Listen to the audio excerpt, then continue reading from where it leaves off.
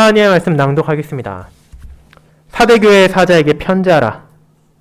하나님의 7영과 7별을 가지신 이가 이르시되 내가 내 행위를 아노니 내가 살았다는 이름은 가졌으나 죽은 자로다. 너는 일깨어 그 남은 바 죽게 된 것을 굳건하게 하라. 내 하나님 앞에 내 행위에 온전한 것을 찾지 못하였노니 그러므로 내가 어떻게 받았으며 어떻게 들었는지 생각하고 지켜 회개하라. 만일 일깨지 아니하면 내가 도둑같이 이르리니 어느 때에 내게 이르는지 내가 알지 못하리라. 그러나 사대에 그 옷을 더럽히지 아니한 자 몇 명이 내게 있어 흰 옷을 입고 나와 함께 다니리니 그들은 합당한 자인 영고라. 이기는 자는 이와 같이 흰 옷을 입을 것이요 내가 그 이름을 생명책에서 결코 지우지 아니하고 그 이름을 내 아버지 앞과 그의 천사들 앞에서 시인하리라. 귀 있는 자는 성령의 교회들에게 하시는 말씀을 들을지어다. 아멘. 말씀 목사 후에는 시편 69편 10절, 11절을 함께 찬송하도록 하겠습니다.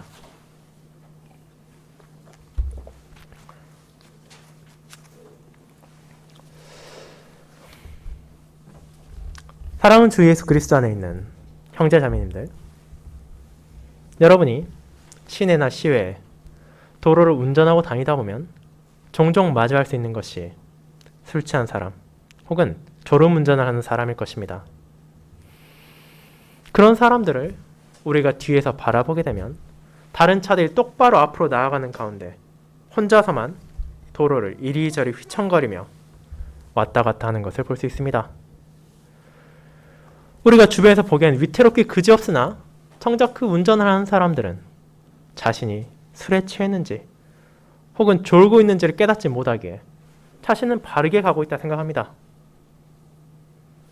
그런데 그와 같은 일이 계속되면 어떤 일이 발생합니까? 뒤에서 울리는 경적에 눈을 깨지 않는다면 결국 그 사람이 마주하게 될 일은 잘하면 옆에 있는 가드레일에 부딪히고 본인만 다칠 것이지만 잘못하면 술 취한 상태 혹은 졸음 운전하는 상태로 자기만이 아니라 다른 사람들의 생명까지도 빼앗아갈 수 있는 큰 위기를 초래할 것입니다. 그것이 바로 위기에 처해 있는 상황에도 불구하고 자기 자신의 상태를 깨닫지 못한 사람이 마주할 수 있는 가장 비참한 결과 중에 하나일 것입니다. 그런 우리가 오늘 본문에서 바라보게 되는 것은 그저 술에 취해 이성을 잃은 것을 넘어 그저 졸아서 깜빡하는 것을 넘어서 심지어 죽어가고 있는 한 교회에 대한 그리스도의 말씀입니다. 사대교회는 살았다는 이름을 가지고 있었으나 실상은 죽은 자였습니다. 그들은 자신들이 죽어가고 있다는 것도 알지 못한 채 현실에 만족하며 살아가고 있었습니다. 하지만 그들이 깨어 일어나지 않는다면, 그들이 다시 정신을 차리고 주의하지 않는다면, 자신들이 들은 것, 자신들이 취한 것에 따라 회개하지 않는다면 그 끝에 기다리고 있는 것은 영원한 죽음, 더 이상 깰 수 없는 죽음이며 멈추지 않는 한탄일 뿐입니다. 그렇게 죽어가는 이들을 향한 목소리를 오늘 우리는 보게 됩니다. 7영과 7별을 가지신 분께서는 자신의 교회의 부족함을 아시지만 그럼에도 그들을 깨우기 위하여 서신을 보내시고 그들 앞에 다가오는 위험을 망각한 이들에게 자비로운 목소리로 부르심을 통해 사대교회는 다시 일어나 주님을 향해 나아가며 그 가운데 주어진 영광스러운 약속을 붙잡을 수 있게 되었습니다. 그리고 이 말씀은 과거 1세기에 존재했던 한 교회를 넘어서 그와 동일한 무력감에 빠지고 죽어가는 모든 교회를 향해 그들이 진정 바라보아야 할 것이 무엇인지, 진정 깨달아야 할 소명이 어떤 것인지를 알려주기에 오늘날 저와 여러분에게도 주어졌습니다. 저는 그와 같은 주님의 진리의 말씀을 죽어가는 교회를 일깨우시는 그리스도의 말씀이라는 제목으로 설교하고자 합니다. 그리고 이를 죽어가는 교회를 향한 권면과 경고의 말씀과 죽어가는 교회를 일깨우는 약속의 말씀이라는 두 부분으로 나누어 살펴보고자 합니다. 첫 번째, 죽어가는 교회를 향한 권면과 경고의 말씀에 대해 알아보겠습니다. 형제자매 여러분, 오늘부터 우리가 살펴볼 요한계시록 3장은 소아시아 지방의 7교회를 향한 그리스도의 말씀입니다.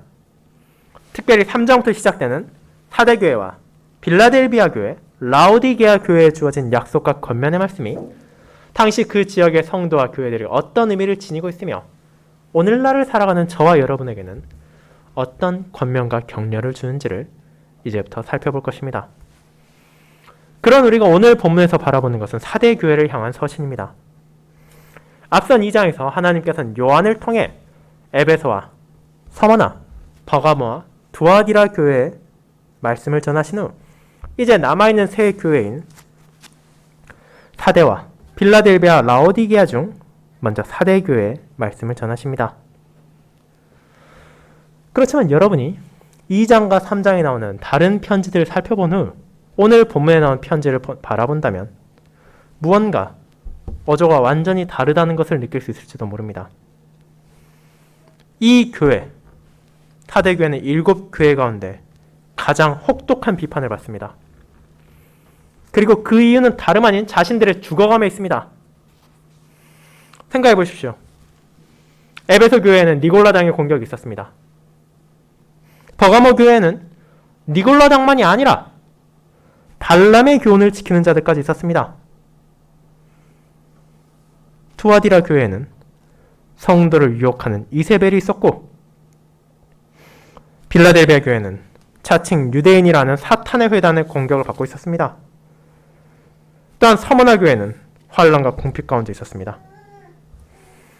하지만 3장에 나오는 교회 가운데 사대교회와 라오디게아 교회는 그런 박해나 거짓 교사들의 공격이 없었음에도 불구하고 스스로 무너져가고 있었습니다. 그렇게 주님께서는 한없는 은혜로 그들을 강하게 꾸짖으시며 너희가 진정 잊고 있는 것이 무엇인지, 너희가 진정으로 붙잡아야 할 약속이 어떤 것인지를 알려주심을 통해 멸망의 길 가운데로 죽어가는 자들을 다시 붙잡아 주십니다. 이제 그런 서신의 내용을 자세히 살피기 전 먼저 그들의 배경과 상황을 살펴보도록 합시다. 이 사대는 앞선 서신이 도착한 두아디라에서 남동쪽으로 50km 정도 내려가면 위치한 도시로서 고대 리디아 제국의 수도로 명성을 뽐내던 도시였습니다. 티몰루스 산이라는 산의 산줄기에 위치한 이 도시는 비옥한 평지를 내려다보는 위치에 있었고 자연스럽게 다른 지역에 비해 훨씬 안전한 자리였습니다. 그 도시는 높은 절벽이 둘러싸고 있었으며 그 가운데 사람들은 번영과 평화를 즐겼습니다. 하지만 이와 같은 안전은 사대의 군인과 시민들을 점점 무방비하게 만들었고 아이러니하게도 너무나 안전한 천혜의 요새에 자리 잡았기에 그들의 심리적인 방비는 점점 약해져 갔습니다. 그 결과 지극히 협소한 공간의 절벽을 타고 넘은 소수의 정예부대의 침입을 허용하여 성문을 돌파당하고 도시를 점령당하는 쓰라린 경험을 그들은 2차례나 했습니다. 그것은 대제국의 수도에 살고 있던 이들의 자부심을 무너뜨리기에 충분했으며 주어진 현실에 만족하고 깨어있지 않는 자들에게 주는 징벌이었습니다. 이제 이 계시록이 쓰여질 당시 사대는 로마 제국의 일부에 속하게 되었습니다.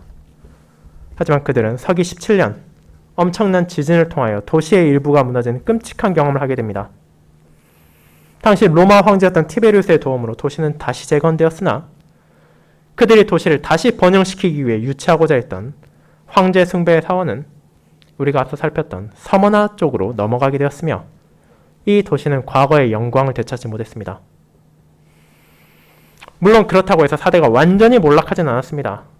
비록 과거에 비하진 못할지언정 여전히 나름의 번성을 누리고 있었으며 금화와 은하를 찍어내고 발전된 염색 기술을 통해 상당한 부를 누리고 있었습니다. 그리고 그와 같은 상업적인 번영의 이면에는 당시 많은 대도시들이 그러했듯이 우상숭배의 그림자가 드리워져 있었습니다. 이 도시에는 그리스와 로마의 수많은 신들을 섬기는 자들이 함께하고 있었으며 그중 대표적으로 봄과 생명, 부활을 관장하는 여신인 키벨레와 데메테르를 섬기는 거대한 신전이 있었습니다. 그 가운데 그 도시는 타 종교의 상대적으로 관대했으며 유대교와 기독교에 대해서도 다른 도시들에 비해 유하게 받아들였습니다. 그래서 오늘날 소아시아 지역에서 가장 큰 유대인들의 회당을 그 도시에서 발굴했으며 교회 역시도 통일한 도시에 자리 잡았음에도 불구하고 다른 도시들에 있었던 것처럼 서로 간에 큰 충돌이나 박해가 없었습니다. 자, 이를 바라보면 우리는 어쩌면 그 4대 교회가 교회를 세우기에는 적합한 장소로 보일지도 모릅니다. 다른 지역들과 달리 그들은 심각한 박해를 받지 않았고 또 현실적인 어려움에서 상대적으로 자유로웠기 때문입니다. 자, 그와 같은 4대에 이제 그리스도의 교회가 세워졌습니다. 그리고 그들은 요한을 통해 하나님께서 자신들에게 무슨 말씀을 전하시는지를 받게 됩니다. 먼저 서신의 시작에서 주님께서는 자신이 어떤 분인지를 알리십니다. 1장 20절에 나오는 그리스도의 모습을 인용한 3장 1절은 이 서신을 보내는 그리스도야말로 교회의 주인이라는 점을 분명히 전합니다. 그분은 교회들의 사자를 가리키는 7별의 주인이시며 동시에 그들 모두를 다스리시는 권능을 가지신 주권자이십니다. 그렇게 교회의 주인으로서 4대를 향해 주님께서는 무엇을 말하십니까? 우리가 보게 되는 1절의 후반부는 다른 서신에서 찾아보기 힘든 가열찬 꾸짖음입니다. 마치 게으른 종을 주인이 꾸짖는 것처럼 주님께서는 그들에게 이렇게 말하십니다. 내가 내 행위를 아노니 내가 살았다는 이름을 가졌으나 죽은 자로다. 여러분이 다른 교회를 향한 서신을 볼 때 이 정도로 강력한 경고를 찾아보기 힘들 것입니다. 아마도 라오디게아 교회 정도가 이에 비견될 뿐 다른 교회들을 향해서는 권면이 분명히 있으나 격려와 약속이 훨씬 더 큰 비중을 차지하고 있는데 4대 교회에 전해진 말씀은 그와 반대로 경고와 꾸짖음이 더 큰 비중을 차지하고 있습니다. 그 이유가 무엇입니까? 바로 주님께서 그들의 행위를 알고 계시기 때문입니다. 그곳에 있는 성도들은 우리는 살아있다고 만족하고 있었지만 실제로는 죽은 자이며 자신들이 죽어가고 있다는 것조차 망각하고 있었기 때문입니다. 이 꾸짖음에 대한 설명, 그에 대한 이유가 2절과 3절에 이어서 나타납니다. 너는 일깨어 그 남은 바 죽게 된 것을 굳건하게 하라. 내 하나님 앞에 내 행위에 온전한 것을 찾지 못하였노니 그러므로 내가 어떻게 받았으며 어떻게 들었는지 생각하고 지켜 회개하라. 만일 일깨지 아니하면 내가 도둑같이 이르리니 어느 때에 내게 이르는지 내가 알지 못하리라. 이제 당시 4대 교회에 있었던 문제를 생각해 보도록 합시다. 이 핵심은 2절의 후반부에 나오는 내 하나님 앞에서 내 행위에 온전한 것을 찾지 못하였으니 라는 부분에서 발견하게 됩니다. 행위의 온전함을 찾지 못했다는 것을 다르게 말하자면 그들의 행위가 불완전했다는 것, 그리고 충분하지 못했다는 것입니다. 물론 4대 교회 성도들과 오늘날 우리는 동일한 방식으로 이에 대해 변명하려 할 것입니다. 아니 세상에 누가 있어 하나님 앞에 온전한 행위를 할 수 있겠냐고 말입니다. 그것은 분명 일리가 있습니다. 하지만 우리는 그 진리가 신자에게 주어진 소명을 제거하지 않는다는 것 또한 기억해야 합니다. 4대 교회에 이와 같이 강력한 경고가 주어진 이유는 두 가지로 나누어 볼 수 있습니다. 앞서 말씀드린 것처럼 4대 교회는 놀라울 정도로 타 종교의 유화적인 도시였습니다. 그 도시의 사람들은 유대교회도 기독교회도 관대함을 보였습니다. 그들이 자신들과 하나가 되어 살아갈 수 있도록 했으며 이해심과 배려를 보였습니다. 하지만 그 모든 것들이 어떤 결과로 찾아옵니까? 당황스럽게도 4대 교회 성도들이 인식하지도 못하던 사이 그들은 과거 그 도시의 역사를 따라가고 있었습니다. 천혜의 요새에 자리 잡고 번성을 누리는 동안 적에 대한 경계심이 사라지고 수도를 빼앗기는 수모를 겪어야 했던 과거의 4대처럼 그곳에 세워진 교회는 자신들을 공격하지 않는 세상과 유화적인 불신자들 사이에서 경계심을 점점 내려놓고 있었습니다. 그들을 부르신 거룩하신 하나님께서 자신들에게 세상과 하나가 되는 것이 아니라 그런 세상의 어둠을 밝히려 하나님의 진리의 빛을 선포하라는 소명을 주셨음에도 불구하고 지금 주어진 현재 상황에 만족하고 우리가 굳이 그렇게 해서 문제를 만들 필요가 있느냐는 생각을 하기 시작한 것입니다. 그리고 그와 같이 상황에 만족하는 것과 주어진 상황에 감사하는 것은 전혀 같지 않다는 것을 우리는 기억해야 합니다. 하나님의 모든 자녀들은 각자에게 주어진 상황과 환경에 항상 감사해야 될 필요가 있습니다. 그러나 그것에 만족한다는 것은 이제는 더 이상 나아질 것이 없다 생각하는 것이며 더 이상의 변화가 없이 현재가 영원하길 바라는 자세이기 때문입니다. 그런 나태한 자세로 그들은 자신들이 받은 것이 무엇인지, 자신들이 들은 것이 무엇인지를 점점 잊어만 갔습니다. 물론 여전히 그들은 나름대로 바쁜 시간을 보냈을 것입니다. 오늘날로 따지면 매일 주일마다 2차례 예배에 참석했을 것이며 목회자는 설교를 선포하고 성도들은 성경 공부를 위해 모였으며 자녀들에게는 교리를 가르쳤을 것입니다. 그러나 그 가운데 드러나고 그 가운데 증거되어야 될 신자의 소명의 자리를 감추었습니다. 그들은 종교적인 활동은 열심히 하지만 일상의 삶에 있어서는 그들 주변에 있는 우상을 숭배하는 불신자들과 전혀 다르지 않았습니다.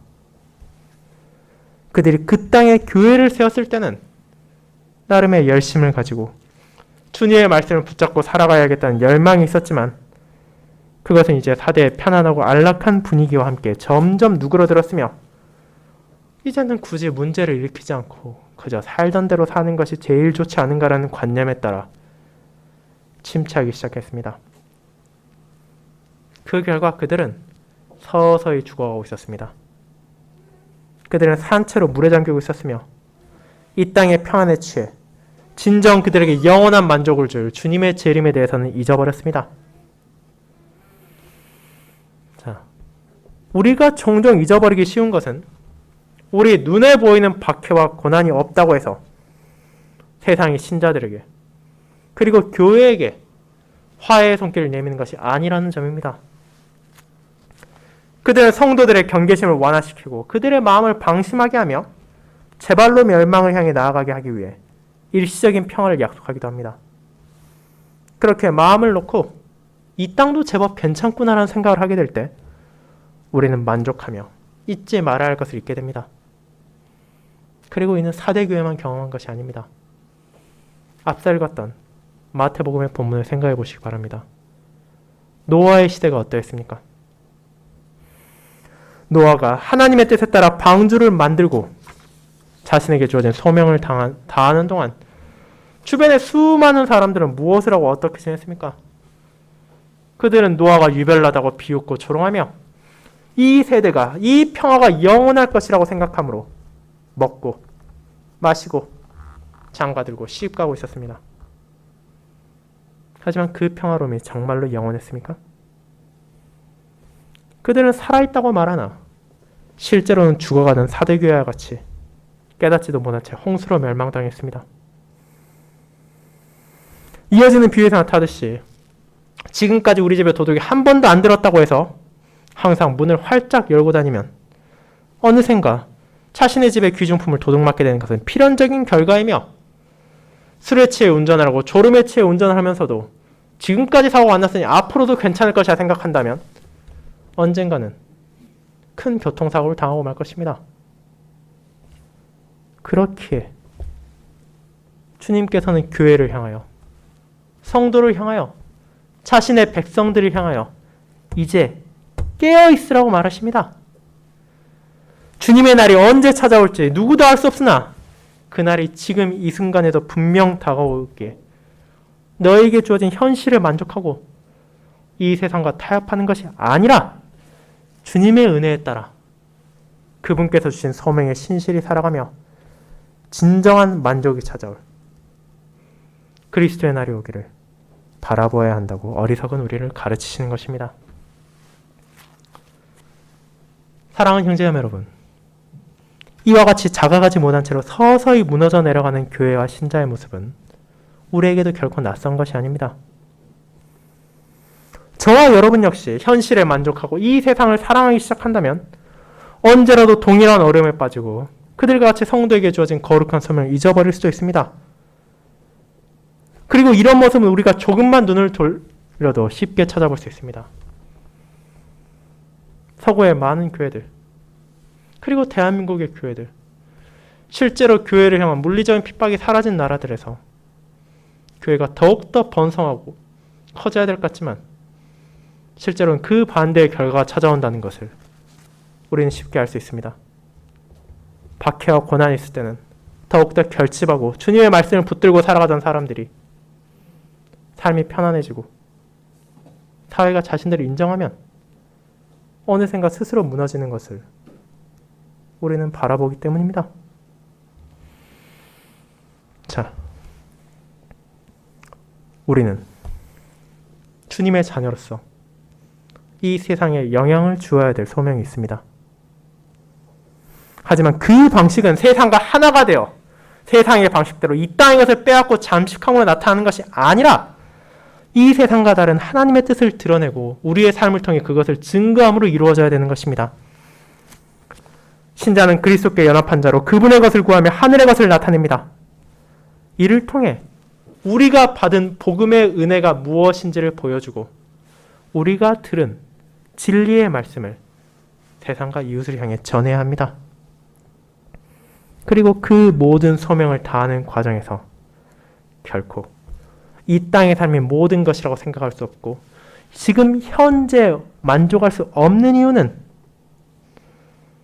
주어질 약속이 온전히 성취될 그리스도의 날이 찾아오고 있다는 사실을 알고 있기 때문입니다. 그 날은 분명 누구도 예측할 수 없는 날 도둑같이 이를 것입니다. 그리고 모든 사람들은 그 날에 놀라지 않을 수 없을 것입니다. 그러나 불신자들의 놀람이 그들에게 찾아올 심판과 형벌에 대한 슬픔과 두려움으로 인한 것이라면 우리 신자들의 놀라움은 그날이 찾아온 것에 대한 기쁨과 감사로 인한 것이기에 결코 동일하지 않습니다.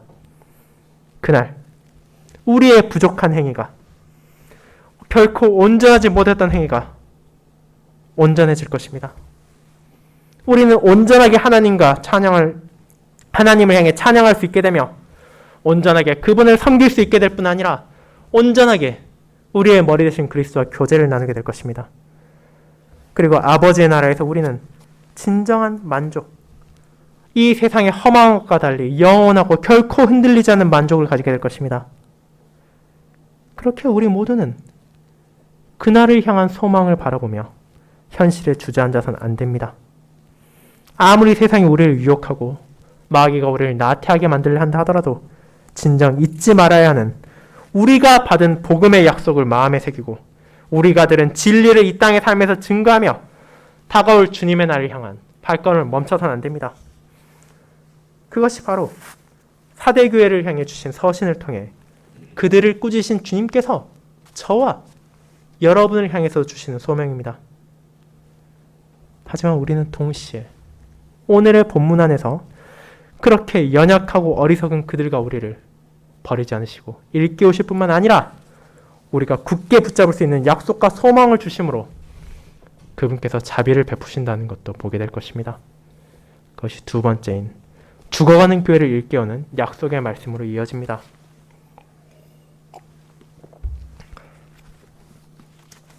성도 여러분, 교회의 머리신 그리스도께서, 교회의 주인이신 그리스도께서는 결코 악한 주인이 아니십니다. 그리고 어리석은 주인도 아니십니다. 그분께서는 자신의 소유가 그렇게 무너져 내려가는 것을 결코 방관하지 않으십니다. 이미 앞선 2절과 3절에서도 꾸짖음만 있는 것이 아니라 그들을 향해 너희가 정신을 차려야 되고 너희가 회개해야 한다고 강하게 권면하신 것을 우리는 볼 수 있습니다. 이 2절에 나오는 일깨어라는 말을 더 쉽게 말하자면 일어나라는 것입니다. 그리고 주의하라는 것입니다.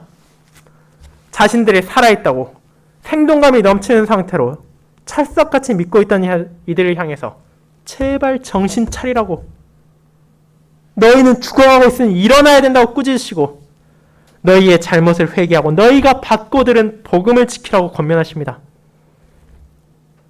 주님께서는 결코 그렇게 하셔야 될 의무가 없으시지만 자신의 백성을 사랑하는 순전한 은혜로 그들을 일깨우셨습니다. 그처럼 사대교회가 자신도 모른 채 세상과 하나가 되어가고 무너져 내려가고 있었지만 모든 성도들이 그랬던 것은 아닙니다. 비록 교회가 전체적으로는 죽어가고 있을지언정 소수의 몇 사람은 여전히 자신들이 어떤 삶을 살아야 하는지를 깨닫고 있었으며 그에 따라 삶을 증거하고 있었습니다. 생각해 보십시오. 우리가 아주 깨끗한 흰옷, 먼지 한 톨도 묻지 않은 옷을 입고 진흙탕을 뒹굴고 모래바람을 마주한다면 그 옷은 더러워져 더 이상 깨끗하다 말할 수 없을 것입니다. 아무리 내 옷이 이것은 분명 정결한 흰옷이었다라고 주장한다 하더라도 오물이 묻은 그 옷을 씻어내지 않는다면 사람들은 얼굴을 찌푸리며 그게 도대체 무슨 정결한 옷이냐며 기피할 것입니다. 안타깝게도 사대의 성도들 가운데 대다수는 그와 같았습니다. 자신의 옷, 자신의 삶을 이방 종교에, 세상의 방식에, 탐욕과 유혹에 내어주고 더럽혔지만 그럼에도 그 가운데 옷을 더럽히지 않고 정결한 흰옷을 유지하고 있는 자들이 남아있었습니다. 그리고 이런 흰옷을 입은 자들은 요한계시록에서 주님을 따르는 신실한 성도들의 표징 가운데 하나로 나타납니다. 어린 양 앞에서 그분을 송축하는 셀 수 없는 수많은 사람들, 어린 양이 어디로 인도하든지 그 길을 따라가는 자들이 흰옷을 입은 자로 나타나며 거룩함과 깨끗함, 온전함, 그리고 더 나아가 하나님께 합당한 자로서의 모습을 이 흰 옷이 상징하고 있습니다. 그리고 이제 주님께서는 사대교회에 남아있는 신실한 자들도 그런 신자들과 같이 흰 옷을 입고 나와 함께 한다고 말하십니다. 그들은 주님과 함께 다니는 자, 자신의 삶에 있어서 세상이 아니라 하나님과 동행하는 자들입니다. 이는 단순히 그들이 종교적인 예식에 열심히 참여했다는 것이 아닙니다. 물론 그런 외적인 모습, 교회에 나오고 예배에 참석하고 교리를 배우고 교제를 나누는 것은 무의미한 행동이 결코 아닙니다. 이 또한 성도의 삶에 있어 결코 빠질 수 없는 하나님을 향한 섬김의 중요한 부분입니다. 그러나 사대교회가 입고 있던 그 안에 있어야 될 핵심, 외적인 모습만이 아니라 하나님을 향한 사랑으로 그 모든 것을 행하며 그에 따라 배우고 붙잡은 것을 이 세상에 증거하는 것이 없다면 그것은 그저 흔히들 썬데이 크리스찬이라고 말하는 주일에만 교회에 나가는 자들이 되어 평일에는 세상과 전혀 다를 바가 없는 무늬만 신자이며 그 속이 텅텅 비어버린 공허한 존재에 불과할 것입니다. 그렇게 사대교회에 남은 자들은 자신들이 받은 복음의 은혜를 기억하고 자신들이 들었던 죄의 용서와 중생, 영광에 대한 약속을 붙잡음으로 신앙을 저버리라는 압력에 굴하지 않고 사대교회 대다수의 다른 성도들이 우리같이 그냥 편하게 살자는 회유에도 굴하지 않으며 오직 하나님과 동행하기를 즐거워했습니다. 그 가운데 어떤 물리적인, 정신적인 핍박과 손해가 있을지라도 그것만이 자신들이 나아가야 될 길임을 알았기 때문입니다. 그렇게 그들은 진정한 의미에서 깨어있는 자들이었으며 도둑이 들어와 소중한 것을 훔쳐가지 못하도록 지키고 있는 자들이었습니다. 그들의 행위가 여전히 부족함이 많다 하더라도 성령 하나님의 인도에 따라 거룩한 길을 나아가며 순종의 한 걸음을 멈추지 않고 내딛는 그들을 향해 그들의 주인이신 그리스도께서는 너희는 나에게 합당한 자라고 칭찬하십니다. 하지만 이 칭찬은 소수의 성도들만을 향한 약속으로 끝나지 않습니다. 주님께서는 그들을 사용하심으로 사대교회에 죽어가는 신자들을 향해 그들이 나아가야 될 길, 그들이 붙잡아야 할 진리에 따라 살아가는 모습이 어떤 것인지를 보여주며 그를 통해 격려와 위로를 받게 하셨습니다. 하나님과 함께 동행하는 것은 아주 특별한 누군가만이 할 수 있는 것이 아닙니다. 물론 그 어떤 사람도 자신의 능력과 의지로는 이를 행할 수 없으나 이 성도들은 이미 사도들과 교사들을 통해 복음을 전해 들었습니다. 그들이 받은 놀라운 약속을 알고 있었습니다. 그렇게 자신들 역시도 하나님의 은혜 안에서 그분과 함께 나아갈 수 있으며 나아가야 한다는 것을 알게 하기 위해서 자신들을 더럽히지 않은 신실한 형제와 자매들을 그들 가운데 두셨습니다. 자, 이와 같이 이 교회를 향하여 주어진 소명을 알게 하신 주님께서는 그들을 향해 아름다운 약속을 주십니다. 이기는 자는 이와 같이 흰옷을 입을 것이요 내가 그 이름을 생명체에서 결코 지우지 아니하고 그 이름을 내 아버지 앞과 그의 천사들 앞에서 시인하리라. 자신의 나태에서 깨어나고 자신의 죄악에서 돌이켜 회개한 자들은 그들에게도 흰옷이 주어졌다는 것을 알게 될 것입니다. 그들이 결코 지울 수 없었던 죄의 더러움으로 오염되었던 옷이 그리스도의 피로 깨끗하게 되었음을 깨닫게 될 것입니다. 그뿐 아니라 그 옷을 입은 자들을 생명체에서 결코 지우지 않을 것을 선언하심으로 그들이 이제 하나님 앞에 나올 때 약속된 하나님의 나라의 거주자로서 그들을 받아주실 것을 알려주실 뿐 아니라 아버지와 천사들 앞에서 내가 너희의 이름을 안다고 시인할 것임을 약속하셨습니다. 이와 같은 아름다운 약속과 소명이 죽어가는 교회를 일깨웠습니다. 그리고 이를 성령 하나님을 통해 주님께서는 전하십니다. 하지만 그 대상이 4대 교회만 한정됩니까? 만약 그렇게 생각되신다면 6절을 다시 한번 보시기 바랍니다. 귀 있는 자는 성령이 교회들에게 하시는 말씀을 들을지어다.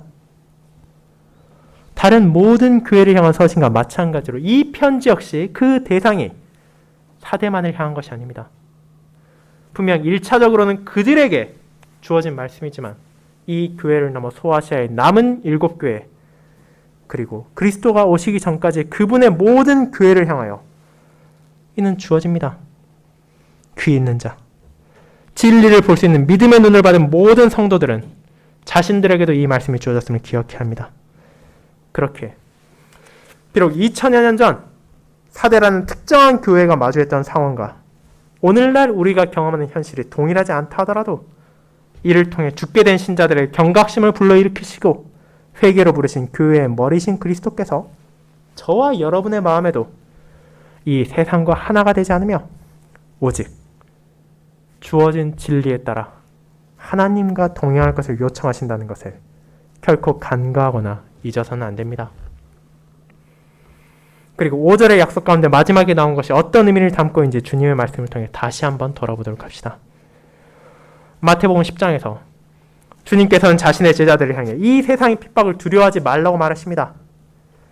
참새 한 마리의 목숨까지도 하나님의 뜻이 없다면 결코 사라지지 않을 것임을 말하신 후 그런 참새들보다 훨씬 귀한 성도들을 주님께서 지키실 것을 약속하셨습니다. 심지어 이 땅의 박해와 이 땅에서 경험하는 고난으로 말미암아 신자가 목숨을 잃는다 하더라도 그들을 죽이는 자는 그 영혼을 멸할 수 없기에 너희가 진정으로 두려워하고 진정으로 경외하며 섬겨야 될 대상은 영혼까지도 영원히 벌할 수 있는 위엄이 있으신 하나님이라는 것을 알려주셨습니다. 그렇다면 그와 같이 하나님을 경외하며 사는 자는 어떤 삶을 살아야 한다고 말하십니까? 이는 주님께서 전하신 그들에게 들려주신 복음의 말씀을 이 세상 가운데 선포하는 것입니다. 두려움을 버리고 하나님의 뜻에 따라 우리가 얼마나 비참한 죄인인지를 그분께서 우리를 어떻게 건지셨는지를 그리고 이제 그에 대해 우리가 어떻게 감사하며 살아야 할지를 우리의 모든 생애를 통해 증거하는 것이 각자의 신자들에게 주어진 소명입니다. 그리고 이는 자연스럽게 사람들 앞에서도 어떤 부끄러움이나 두려움 없이 그리스도를 시인하는 것으로 나타날 것입니다. 세상과 다른 행동을 할 때 그것이 주님의 뜻이라는 것을 밝히는 것. 사회의 일반적인 개념과 다른 판단을 내릴 때 손해와 불편이 찾아온다 하더라도 하나님의 가르침을 따르는 것. 심지어 우리를 향한 유혹과 회유의 손길을 뻗쳐온다 하더라도 그것이 주님 앞에서 합당하지 않은 것이라면 단호하게 거절하는 것이 바로 사람 앞에서, 이 세상 앞에서 그리스도를 시인하는 것입니다. 그리고 그런 자들을 향해 주어진 그리스도의 격려가 있습니다. 이는 바로 너희가 나를 시인하면 나도 너희를 시인할 것이라고 말입니다. 그리고 그 시인하는 상황은 이 세상이나 사람의 앞에서가 아니라 바로 하늘에 계신 그분의 아버지 앞에서입니다. 하나님의 지엄한 법정에서 그리스도께서 내가 이 사람의 이름을 안다고 말하실 것입니다. 그 이름을 하나님과 천사들 앞에서 부끄러워하지 않고 당당하게 말하실 것입니다. 이 사람은 아버지의 백성입니다. 이 사람은 아버지와 함께 동행하는 자라고 말입니다. 그렇게 이 사람에게 합당한 것은 영원한 형벌이 아니라 영원한 평강과 기쁨의 상이라고 그분을 시인한 자들 앞에서 그들을 시인하며 대언해 주실 것입니다. 그처럼 놀라운 약속이 주어졌기에 하나님의 은혜 가운데 살아가는 신자는 우리가 이 땅에서 살아가며 진정 두려워해야 될 자가 누구인지를 깨닫고 내가 시인해야 될 진리가 무엇인지를 알게 되며 우리 각자에게 그리고 우리 교회에게 하나님의 모든 자녀들에게 주어진 소명에 따라 받은 영광의 약속을 바라보며 깨어 이 땅의 삶을 살아갈 수 있습니다. 사랑하는 성도 여러분, 다시 한번 이 거룩한 소명과 약속이 전해진 대상을 기억하도록 합시다. 이는 분명 특정한 사대교회라는 하나의 지역교회를 향해 1차적으로 주어진 권면과 약속이지만 동시에 그 교회만을 위해 주어진 것이 아닙니다. 성령님께서 자신의 종을 사용하여서 전하시는 말씀을 지금 여러분의 귀로도 듣고 계십니다. 이 말씀은 교회의 머리이신 그리스도께서 자신의 교회들에 하는 말씀이시며 그분께서 다시 오실 그날까지 그분께서 저와 여러분을 아버지 앞에서 시인하실 때까지 우리의 시선을 이 땅에 내려두는 것이 아니라 바로 하늘에 들어올려 그분을 바라보도록 인도하는 은혜의 말씀입니다. 이 땅에서 살아가는 동안 어떤 신자가 감히 나는 내 옷을 더럽히지 않았다 말할 수 있겠습니까? 그 누가 감히 나는 한순간도 나태하지 않았고 항상 깨어있었다라고 자신할 수 있겠습니까? 아무리 신실한 목회자라 하더라도 아무리 열심인 성도라 하더라도 의심의 때를 경험하기도 하고 세상과 손을 잡고자 하는 유혹을 느낄 때도 있을 것입니다. 그런 때마다 우리 다시 한번 이 말씀을 돌아보도록 합시다. 더럽혀진 우리의 옷을 자신의 피로 씻으신 그리스도께서 저와 여러분을 그분께로 부르십니다. 죽었다가 살아나신 교회의 머리신 주님께서 죽음에서 벗어날 수 없는 우리를 일깨워 주시고 그분의 부활에 함께하도록 하셨습니다. 그리고 그 놀라운 우리가 은혜 가운데 우리가 어떤 삶을 살아야 할지도 알려주셨습니다. 이번 한 주 여러분의 삶 가운데 여러분의 귀로 들으신 성령님의 말씀을 기억하시기 바랍니다. 그분의 뜻에 따라 항상 깨어 오실 주님의 날을 바라보고 그분의 이름을 고백하며 그분의 뜻에 따라 이 세상의 죄악이 여러분을 더럽히지 않도록 하시기 바랍니다. 그 모든 것을 가능하도록 은혜를 베푸시며 진리를 전해주신 교회의 머리께서 그런 여러분의 시인할 날을 기다리며 그날까지 여러분을 인도하여 주실 것입니다. 아멘.